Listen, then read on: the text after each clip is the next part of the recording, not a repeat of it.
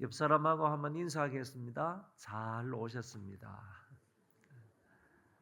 끝까지 완주합시다. 이번 주만이라도 완주합시다. 어, 작년에도 좋은 선물을 준비했는데 그 작년의 선물이 호불호가 없어요. 뭐 좋아하는 사람도 없고 나빠하는 사람도 없고 모두 다 그래도 뭐 괜찮다 하는 선물인 것 같습니다. 올해도 좋은 선물, 호불호가 없는 선물을 마련하려고 합니다. 여러분들 기대하시고요. 이번에 선물은 좀 돈을 많이 드렸어요. 귀하게 여기시고 끝까지 참여해서 이런 선물도 받으시고 또 하나님 앞에 기도한 것 응답도 받으시고 일석이조 삼조의 좋은 결과를 누릴 수 있기를 바랍니다. 오늘 우리가 읽은 이 말씀은 시편 34편인데 이 표제를 잘 보시면 이제 표제를 통하여서 이게 어떤 배경 가운데에서 성경이 이 시가 기록이 되었구나 하는 점을 알게 되는데 근데 표제를 보면 조금 혼란스러운 부분도 있어요. 한번 보시기 바랍니다. 다윗이 아비멜렉 앞에서 미친 채 하다가 쫓겨나서 지은 시 이렇게 되어 있습니다. 그런데 이 아비멜렉이라는 사람이 누구냐? 우리가 여기 보면 아비멜렉 앞에서 이렇게 되어 있기 때문에 성경을 이렇게 쭉 찾아보면 다시 말해서 이 시편의 배경이 되는 것이 사무엘상 21장이거든요. 사무엘상 21장 다윗이 어떤 왕 앞에서 미친 채 하다가 쫓겨나서 지은 시라고 그랬기 때문에 그 왕이 누구냐? 사무엘상 21장에서는 아비멜렉이라는 왕이 나타나지 않는다는 겁니다. 그런데 오늘 본문에는 아비멜렉 앞에서 미친 채 하다가 쫓겨난 시다, 쫓겨나서 쓴 시다 이렇게 되어 있다는 말이죠. 그래서 아비멜렉이라 하는 이 말은 사람 이름이나 아니면 지명을 나타내는 고유명사가 아니고 일반 명사입니다.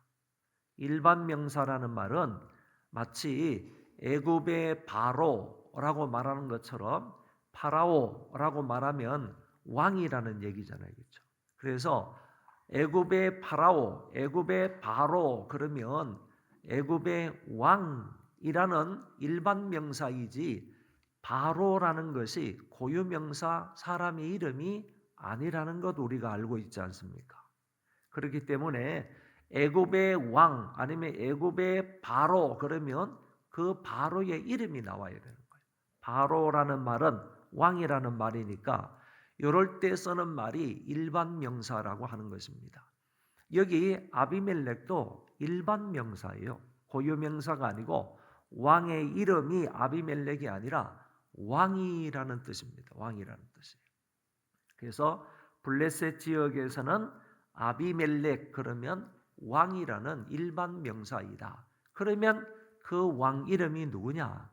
왕 앞에서 미친 채 하다가 쫓겨난 시다. 쫓겨나서 쓴 시다. 이런 얘기인데 그 왕은 바로 블레셋의 가드 왕 아기스다 하는 점을 사무엘상 21장을 통해서 우리가 알게 된다. 그런 얘기입니다.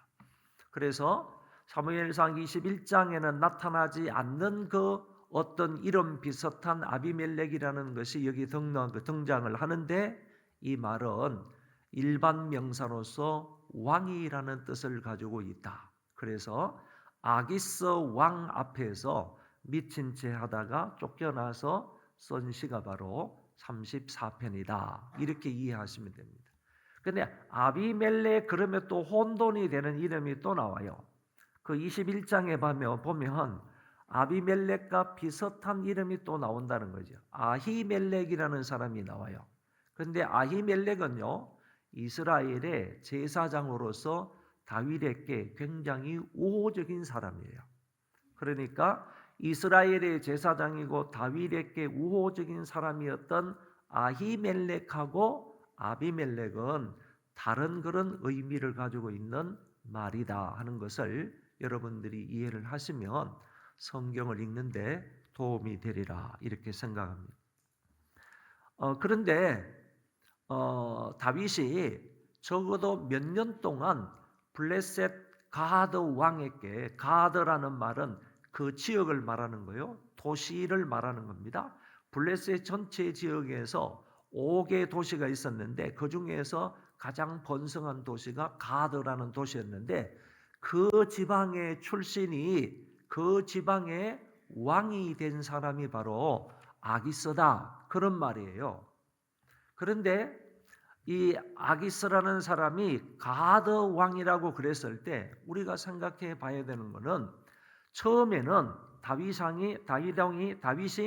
사울 왕을 피하여서 가드 왕 아기스에게 숨어 들어갔단 말이에요. 숨어서 갔을 때 가드 왕 아기스가 다윗을 받아줬어요. 그래서 숨겨주었단 말이죠. 사울 왕의 칼날을 피하기 위해서 가드 왕 아기스가 무려 1년 4개월 동안 다윗을 숨겨줬어요. 그런데 이 아기스가 무엇을 알게 되었는가 하면은 자기의 선조였던 블레셋의 장수 골리앗과 다윗이 싸워가지고, 다윗이 그 골리앗, 자기 조상인 그 골리앗을, 유명한 그 장수인 골리앗을 싸워가지고 죽였다. 그리고 우리 백성들에게, 블레셋 사람들에게 많은 해를 끼쳤다 하는 점을 알게 되자요, 이 아기스가 돌변하는 거예요. 그래서 아기스가 다윗을 죽이려고 했을 때 사실 그 앞에서요, 다윗이 미친 체 하는 거예요. 이 대문을 말이죠, 손으로 퍽퍽 긁으면서요, 막 그 침을 질질 흘리면서 수염에 막 침이 이제 타고 흘러내리는 이런 모습을 막 보이니까 아기스가 이런 미치광이 이걸 왜 데려왔느냐 그러면서 그 미치광이 다윗을 쫓아낸단 말이죠. 거기에서 간신히 위기를 모면하고 바깥에 쫓겨나서 쓴 시가 바로 34편이 된다.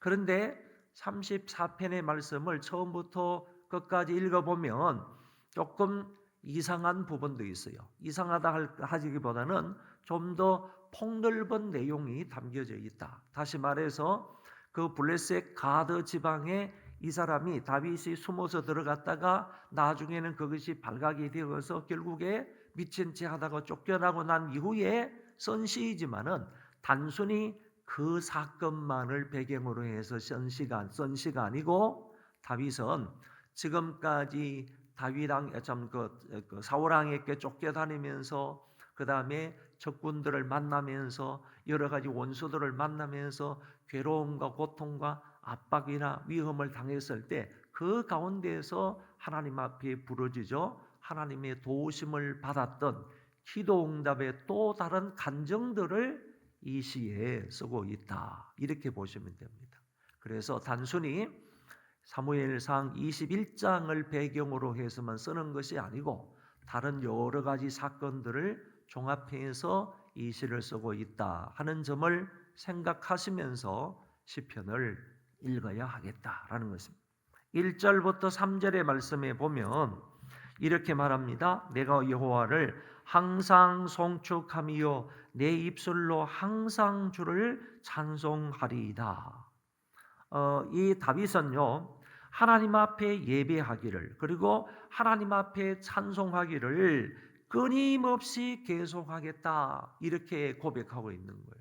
내가 하나님 여호와를 끊임없이 찬송합니다. 하나님 여호와를 끊임없이 예배합니다. 쉬지 않고 하나님을 찬송하고 경배합니다. 이런 말을 하고 있는데, 이거를 여기 항상이라 하는 말을 2번이나 쓰고 있습니다.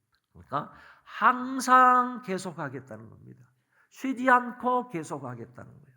계속하겠다는 것은 바로 하나님 앞에 예배를 드리는 것과 하나님을 경외하는 것과 하나님을 찬송하는 일을 쉬지 않고 끊임없이 계속하겠다 하는 점을 여기에서 말하고 있습니다. 내 영혼이 여호와를 자랑하리니, 그러니까 내가 고난 속에 있을 때, 어려움 속에 있을 때, 그 위기 속에 있을 때 하나님 앞에 간절히 기도했더니 하나님이 내 기도를 들어주셨습니다. 그 하나님을 자랑하는 거예요.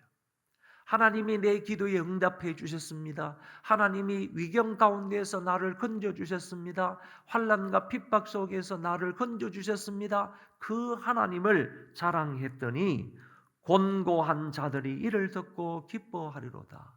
그와 같은 고난 속에, 나와 같은 그런 고난 속에 있었던 사람들이 이 이야기를 듣고 기뻐했다 하는 점을 말하고 있습니다. 나와 함께 여호와를 광대하시다 하며 함께 그 이름을 높이세. 이 3절의 말씀은 제가 참 좋아하는 말씀입니다. 나와 함께 여호와를 광대하시다 하며, 그러니까 자기 혼자만 하는 것이 아니라 이와 같은 은혜를 받은 사람들, 이와 같은 기도 응답을 받은 사람들, 고난 중에 기도했을 때 하나님이 그들을 구원해 주신 경험이 있는 사람들, 그런 사람들을 향해서 말하기를 나와 함께 여호와는 광대하시다, 위대할 뿐만 아니라 정말로 굉장히 넓으신 분이다, 넓으신 분이고 함께 그 이름을 높이세. 함께, 그런 사람들이 함께, 성도들과 함께 하나님 여호와를 믿고 경외하고 경험한 사람들 함께 여호와의 이름을 높이자 하는 것을 말하고 있습니다. 여러분, 어떤 책에 보니까요, 여기 3절에 나와 있는 이 고백, 다시 말해서 성도들끼리 모여서 여호와를 높이는, 여호와의 이름을 높이는 이것이야말로 성도가 할 수 있는 가장 고귀한 일이다, 이렇게 설명합니다. 오늘 우리 성도들이요 할 수 있는 가장 고귀한 일이 뭐냐? 함께 여호와의 이름을 높이는 것이라고 했어요. 예수님도 그런 기도를 가르쳐 주셨잖아요. 주기도문에서 그렇게 말씀하셨잖아요. 아버지 이름이 영광을 받으시라고요. 그 이름이 높임을 받으시라고 그렇게 기도하라고 가르쳐 주셨지 않습니까?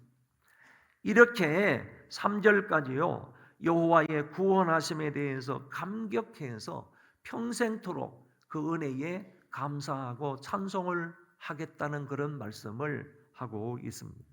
4절부터 7절까지의 말씀은요 어쩌면 본시의 배경을 여기에서 잠깐 드러내 보이고 있어요. 자, 이 시가 쓰여진 배경이 여기 말씀해 보면 잠깐 나오고요. 뿐만 아니라 기도 응답을 경험한 간증의 말씀도 여기에 적혀 있습니다. 4절, 내가 여호와께 간구하며 내게 응답하시고. 여러분, 여기 간구하며 응답하셨다 하는 이 말은요 즉시로 이루어진 사실을 표현하고 있어요. 그러니까 내가 간구했는데 간구하자마자 여호와께서 응답하셨다, 그런 뜻입니다. 히브리어에는요 와우 법이라고 있는 건데, 와우 법이라고 있는데 이 단어를 앞에 말하고 뒤에 말하고 곧장 일어나는 그런 부분들에 대해서는 거기에다가 와우라는 단어를 쓴단 말이에요. 그러니까 우리는, 다윗은 하나님께 간구했는데 간구하자마자 하나님께서 곧장 응답을 하셨다, 이렇게 설명할 수가 있는 거예요. 그 뒤에도 보면요, 내가 6절에도 곤고한 자가 부르짖음에 여호와께서 들으시고 부르짖었더니 하나님이 곧장 들으셨다, 이런 얘기가 된다는 것입니다. 히브리어의 말씀에 보면 이것이 정말 기도 응답이 어느 정도 순간적으로 이루어지는지, 즉시로 이루어지는지, 아니면 한참 있다가 이루어지는지, 이런 부분에 관해서 명확하게 기록해 주고 있는 것을 엿볼 수 있다는 것입니다. 내가 간구하며 여호와께서 내게 응답하시고 내 모든 두려움에서 나를 건지셨나이다. 여러분, 이 두려움이라는 것은 바로 아기스 왕 앞에서 미친 채 하다가 그 사람이 나의 생명을 좀 노리고 있는 그런 부분의 두려움이 아닐까. 뭐 또 다른 두려움도 다윗에게 많이 있었겠지만은 그런 자기의 생명을 정말 눈앞에서 찾고 있는 아기스 왕 앞에서의 그 생명의 위협, 그 두려움이 아닐까, 이렇게 생각을 하는 겁니다. 그 모든 두려움에서 하나님이 나를 건지셨도다. 그들이 주를 앙망하며 광채를 여겼으니 그들의 얼굴은 부끄럽지 아니하리로다. 이 곤고한 자가 부르짖음에, 여기 부르짖는다는 말이 본문에서 3번이나 나오고 있어요. 저 뒤에 가서 보면 15절에도 그들의 부르짖음을 기울이시는도다 그랬고, 17절에도 의인이 부르짖음에 여호와께서 들으시고 그랬습니다. 부르짖는다는 말은요, 정말 소리쳐 외치면서 간청하는 것을 말하고 있습니다. 근데 성경에는요, 기도할 때 부르짖어 기도한다는 표현이 그냥 조용조용히 기도하는 표현보다 훨씬 더 많이 나온다니까요. 그게 무슨 얘기냐 하면은, 성경에 나오는 기도하는 그런 사람은 조용조용히 기도할 그런 상황이 아니었다, 그런 얘기예요. 이럴 때는요, 아니면 또 다른 어떤 위험을 만나거나 정말 곤고한 일을 만나고 생명의 위협을 당하게 되면요, 잠잠할 수가 없다는 거죠. 하나님이 뭐 귀가 없어서 그 소리 못 듣는 겁니까? 마음으로 기도해도 그 소리를 못 듣는 거예요? 그런 게 아니라는 얘기예요. 성경은요, 부르짖어 기도했다, 정말 소리치면서 간절히 간구했다 하는 표현이 그냥 조용조용히 기도했다는 표현보다 훨씬 더 많이 나와요. 그러니까 오늘 여기에도 3번씩이나 강조해서 말하고 있어요. 한 시편에서 부르짖었다 3번씩이나 말하고 있는데, 이거는 목소리를 높여 소리를 쳤다는 얘기예요. 소리를 치면서 하나님 앞에 간청하는 기도를 말하고 있다, 그런 얘기입니다. 여러분, 소경 거지 바디메오처럼요, 다윗의 자손 예수여 나를 불쌍히 여기소서, 그러니까 옆에서 잠잠해라 더 큰 소리로 부르짖었다 그랬지 않습니까? 이 소경 거지 바디메오와 같은 그런 소원이 담겨져 나와야 된다는 얘기죠. 나의 눈을 뜨게 해달라는 거 아닙니까? 내 소원을 들어달라는 얘기 아닙니까? 그런 얘기를 할 때는요, 정말 주위에서 조용조용히 기도해. 그래도요, 부르짖어 기도할 수밖에 없는 상황이에요. 남들이 뭐라 그런다 할지라도요, 그럴 수밖에 없는 상황이니까 더 큰 소리로 부르짖는 거예요. 다른 사람들이 이렇게 책망을 하고 욕하고 꾸지름을 한다 할지라도 그럴 수밖에 없어요. 그랬더니 주님께서 기도의 응답을 하셨지 않습니까? 오늘 여기 부르짖음에 하는 이 단어를 여러분들 마음속에 잘 새기실 수 있기를 바랍니다. 7절에 여호와의 천사가, 그런가요? 7절인가요? 네. 여호와의 천사가 주를 경외하는 자를 둘러 진치고 그들을 건지시는도다. 여러분, 이때의 천사는 하나님의 뜻을 수행하는 그런 선한 천사입니다. 이 천사가요, 어떤 사람을 진치고 둘러선대요. 여러분, 자녀들을 위해서 기도할 때요, 이런 기도를 해도 됩니다. 하나님, 천군 천사들로 우리의 자녀들을 둘러 진치심으로 자녀들을 보호해 달라는 거죠. 그러니까 어떤 사람을, 주를 경외하는 자를요, 여호와의 천사가, 이런 선한 천사가요, 하나님의 심부름권하는 그런 천군 천사가요, 그들을 둘러 진치고 그들을 건지시는 도다. 이런 표현이 나오는 것을 보니까 이 다윗이요, 하나님께서 천군 천사들로 나를 둘러 진치심으로 그 위기 가운데에서 나를 건져 주셨습니다. 그는 정말로 상황이 정말로 급박하게 돌아가는, 왕 앞에서 미친 채 할 수밖에 없는 그런 아주 절박한 상황 속에서 하나님이 천사들을 둘러 진치심으로 나를 그 가운데에서 빼내주셨습니다. 건져주셨습니다. 이렇게 고백하고 있는 것입니다. 마지막 문단은 8절부터 22절까지의 말씀인데, 이스라엘 백성들에게 선한 삶을 살아라, 이것을 말씀하시고요, 그리고 하나님께 피하는 자는 하나님이 반드시 지키신다 하는 이런 부분에 관해서 말씀을 하셨습니다. 제가 좋아하는 말씀이 또 나옵니다. 너희 성도들아 여호와를 경외하라. 9절입니다. 그를 경외하는 자에게는 부족함이 없도다. 젊은 사자는 궁핍하여 줄일지라도 여호와를 찾는 자는 모든 좋은 것에 부족함이 없으리로다. 여러분, 여호와를 경외하는 사람하고 여호와를 찾는 사람은 똑같은 의미를 가지고 있다고 보면 돼요. 여호와를 경외하는 사람은 여호와를 찾는 사람이고요, 여호와를 찾는 사람은 여호와를 경외하는 사람인 줄 믿으시기 바랍니다. 그런 사람에게는요 모든 좋은 것에 부족함이 없대요. 부족함이. 저는 이 말씀을 좋아하면서요 때때로 이 말씀을 붙들고 기도할 때가 있어요. 하나님, 부족함이 없는 인생이 되게 해주십시오. 어떤 부분에요? 모든 좋은 것에 부족함이 없는 그런 인생이 된다고 하셨어요. 모든 좋은 것이 무엇이겠어요? 조금 이따가 제가 10가지를 소개하겠어요.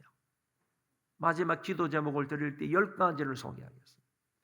여러분, 이것만 생각해도 10가지만 생각해도요 이런 부분에 부족함이 없게 된대요. 모자람이 없게 된대요.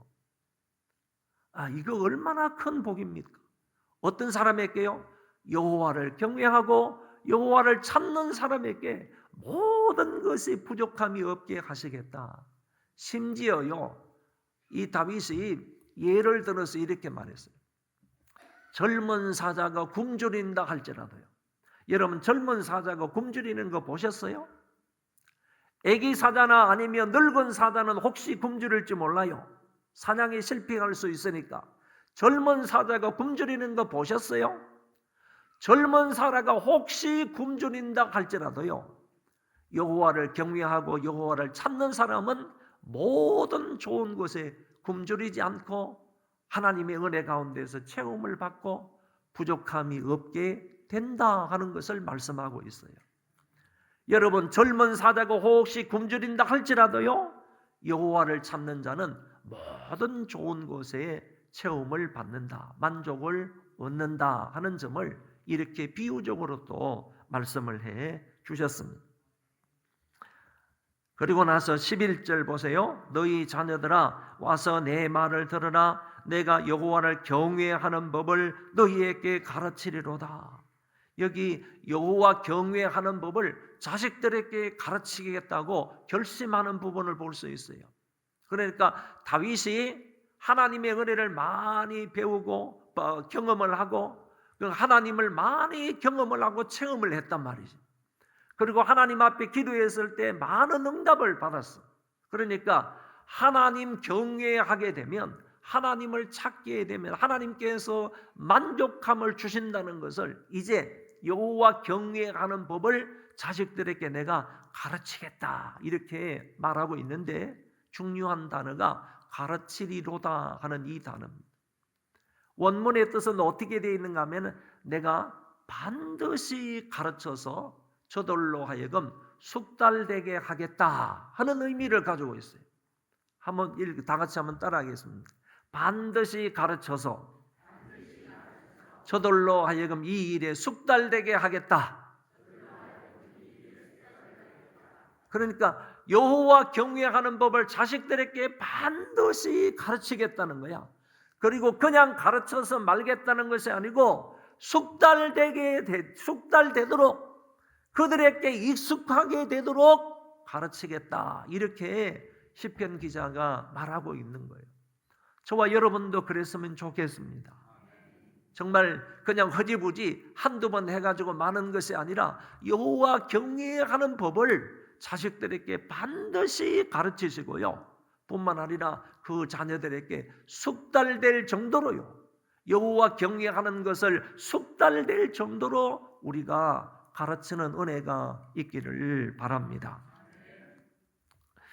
12절 이하의 말씀을 보면 복받기를 원하는 사람이 누구인가? 그게 나옵니다. 복받기를 원하는 사람은 입술을 조심해야 된다. 입술을 조심해야 되는데 거짓말해서는 안 되고, 그리고 악을 행하여서 안 된다. 입술로 악을 행하여서 안 되고 거짓말을 해서도 안 된다 하는 것을 말하고 14절에 악을 버리고 선을 행하여야 한다. 버릴 것은 버리고 행할 것은 행하여야 되는 사람이 바로 복을 받을 사람이다. 세 번째, 화평을 따르는 사람이다. 다시 말해서 서로서로 화목하기를 원하는 사람이다. 이 세 가지를 말하면서 이런 사람이 하나님 앞에서 복받을 사람이다 이렇게 말하고, 그 이후로 15절부터 마지막 절까지는 악인과 의인을 대조해서 여러 가지 말씀을 하고 있습니다. 우리 15절부터 21절까지 다 같이 한번 읽어보겠습니다.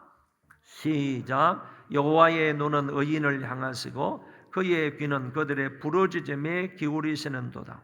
여호와의 얼굴은 악을 행하는 자를 향하사 그들의 자취를 땅에서 끊으려 하시는도다.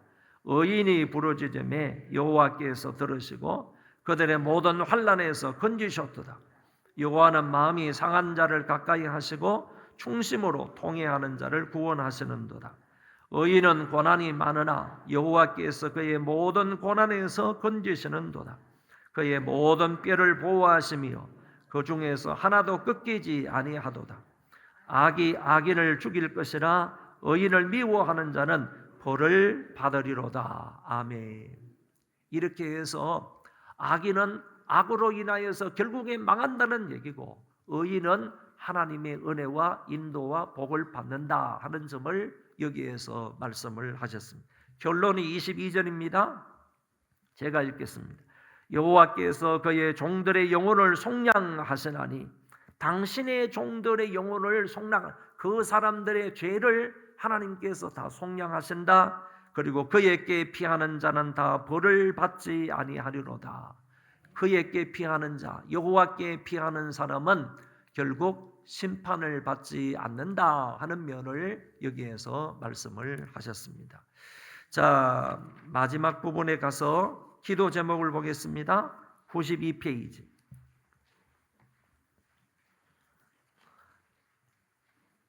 1번 다 같이 읽겠습니다. 시작. 내 입술로 여호와를 찬송하게 하옵소서. 그리하여 찬송 중에 거하시는 하나님을 경험하게 하여 주시옵소서. 2번 시작.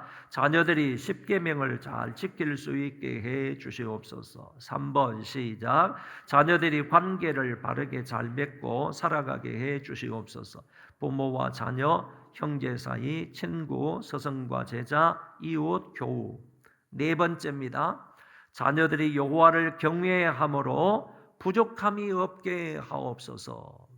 어떤 면에 있어서 부족함이 없기를 원하느냐 하면은 건강 면에 있어서, 여러분 건강에 있어서 부족함이 없는 자녀들 되게 해달라고, 그리고 지혜와 지식적인 면에서 지혜가 부족함이 없는 자녀들 되게 해달라고, 지식에 있어서도 부족함이 없는 자녀가 되게 해달라고, 그리고 관계 면에 있어서도 부족함이 없는 자녀들 되게 해 주십시오. 물질에 있어서도 부족함이 없게 해 주옵소서. 영적인 부분에 있어서도 하나님 부족함이 없는 자녀들 되게 해 주십시오. 말에 있어서도 부족함이 없게 해 주시고, 리더십에 있어서도 부족함이 없는 리더십을 주시고, 그리고 아이디어 문제에 있어서 아이디어 생각하는 그런 아이디어에 있어서도 부족함이 없게 해주시고, 기술 면에 있어서도 부족함이 없게 해주시고, 언어 면에 있어서도 부족함이 없는 우리의 자녀들이 되게 해주십시오.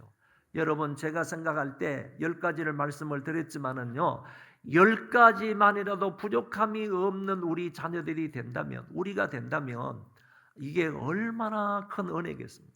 얼마나 큰 복이겠습니까? 여러분 우리 자녀들을 위해서 기도할 때 자녀들이 여호와를 잘 경외함으로 이런 면들에 있어서 부족함이 없는 자들 되게 해 주옵소서, 이렇게 기도하시기 바랍니다.